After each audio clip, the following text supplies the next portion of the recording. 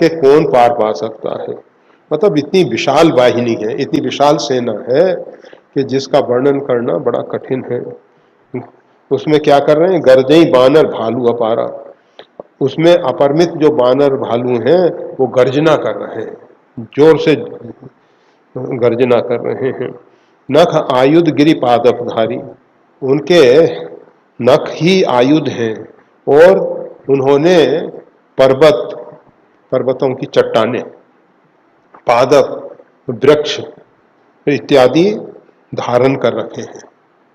उत्साह है, लेके चल रहे हैं कि कोई भी राक्षसों का वध करेंगे। वृक्षों को ले लिया है, किसी ने पत्थरों को ले लिया है, चट्टानों को ले लिया है, और उनके आयुध तो नख ही है। ये बात एक बहुत महत्वपूर्ण है। रामचरितमानस में, वाल्मीकि रामायण में जितने भी प्रमाणित आर्ष ग्रंथ हैं उन सब में ये वानरी सेना के पास कोई दूसरा आयुध नहीं था। जैसा आजकल दिखाते हैं ना गदा, हनुमान जी को गदा लेके, सुग्रीव को गदा लेके,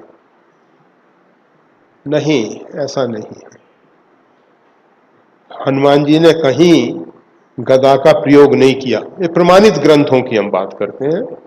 लोगों ने तो कितने काव्यों की रचना कर दी है, परंतु जो आर्ष ग्रंथ है, जो प्रमाणित ग्रंथ है, उनमें हनुमान जी महाराज या बानर कोई भी आयुध नहीं है।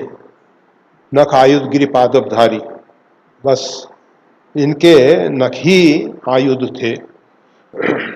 हनुमान जी महाराज कवितावली में भगवान श्री राम लक्ष्मण जी से कहते हैं, देखो देखो लड़न हनुमान की, हनुमान जी की लड़ने की कला तो देखो जरा। हाथिन सो हाथी मारे, हाथी पे कोई सवार वीर बैठ के आ रहा है तो दूसरे हाथी को पकड़ के उसके ऊपर फेंक दिया। रथन सो रथ, कोई रथी आ रहा है तो रथ से रथ को मार दिया। इस प्रकार से हनुमान जी लड़ते हैं। यह नहीं कि गदा लेके युद्ध करते हैं। आज तो हनुमान जी की मूर्ति के साथ गदा रख दी जाती है, चित्रों में गदा रख दी जाती है, परंतु कौन किसको समझाए। चल रही हैं गलत रीतियां, कोई समझाने से मानता नहीं। सारा मतलब ठोस प्रमाण है कि रावण का वध चैत्र मास में हुआ और सब ये विजयादशमी को आने वाला दशहरा, उसको कहते हैं कि दशहरा नाम है उसका। तो दसमुख रावण मरा नहीं, दसमुख ऐसे तो गंगा दशहरा भी कहते हैं, उसमें कौन रावण मरा था, केवल दशहरा शब्द ही को पकड़ लिया। हाँ, ऐसा होता रहा। वर्षा के बाद ये नवरात्र में कुछ लोग रामलीला का मंचन करते रहे और उस रामलीला के मंचन में विजयादशमी को रावण का वध करके उसके पुतले जला के राम जी का राज्याभिषेक करके रामायण की ये जो लीला है रामलीला, उसको पूर्ण कर दिया जाता था। परंतु